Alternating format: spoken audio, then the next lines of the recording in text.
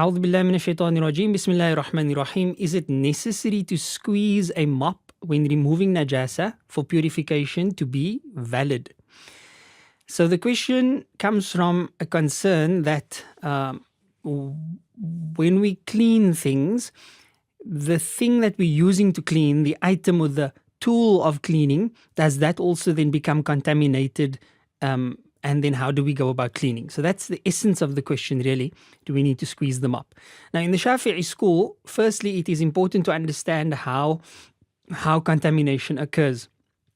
As soon as you have less than 200 liters of water, then the mere contact with najasa would render that body of water, assuming it's not flowing, it would render that body of water contaminated because it is less than kullatain, less than 200 liters of water.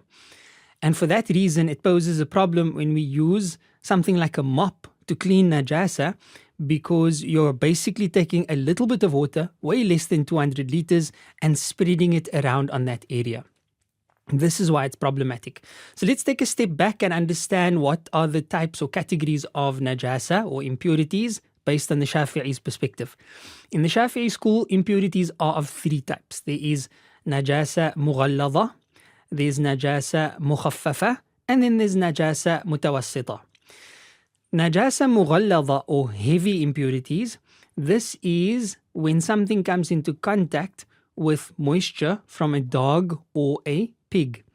If something comes into contact with moisture from a dog or a pig, then that is considered to be contaminated, and heavily so.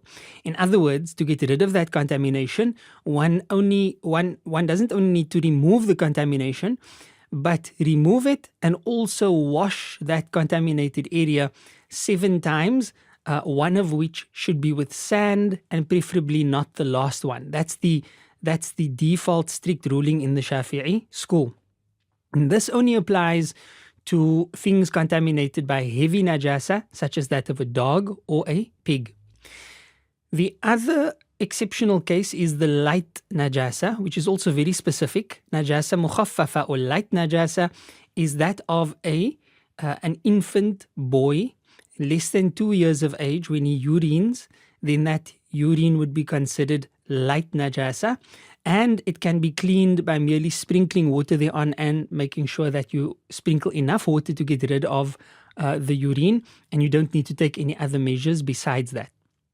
The third and most common, most ubiquitous form of najasa, the one that we come into contact with most of the time, is considered najasa mutawassita, or moderate najasa, medium impurities. This is essentially every other type of impurity besides what was mentioned. So this would include, for example, urine, stool, madhi, khamr, etc. All of that would fall under the category of najasa mutawassita. Now, we've already explained how to clean heavy impurities, najasa mughallada. We've explained how to clean light impurities, najasa mukhaffafa. Now, what's left is to address the issue on medium or moderate impurities, najasa mutawassita. So when it comes to cleaning medium or moderate impurities, then one first has to observe whether it is perceptible impurity or imperceptible impurity. Perceptible means you can perceive it with your senses, you can see it, smell it, taste it, touch it, etc. That is perceptible, and of course that's not saying you should taste it. The second type would be that which is imperceptible, so you don't see it, there's no physical traces of the najasa there's no color or taste or smell.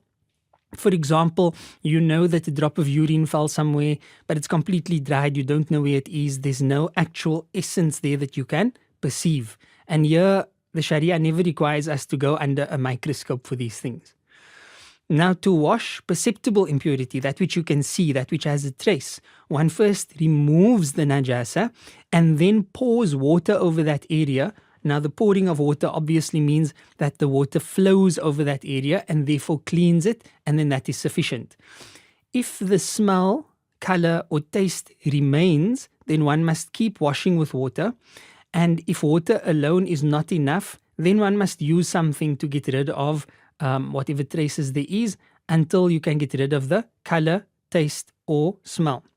The color, taste, and smell. So after removing the body of filth, the aynun najasa, the actual trace of the najasa.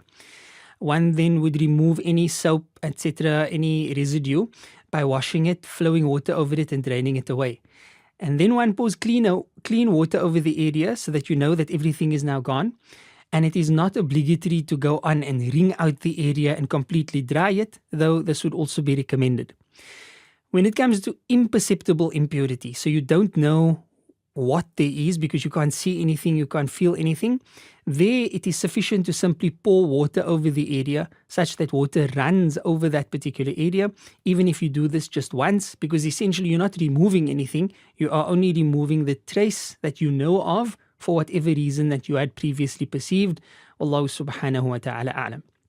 So essentially determine the area in which the impurity is, determine what type of impurity it is, whether heavy, light or medium. And then if it's medium, try to determine whether there is an essence or whether there isn't an essence. In other words, whether it is perceptible or imperceptible, and then treat it accordingly. And Allah subhanahu wa ta'ala knows best. لا إله إلا الله محمد رسول الله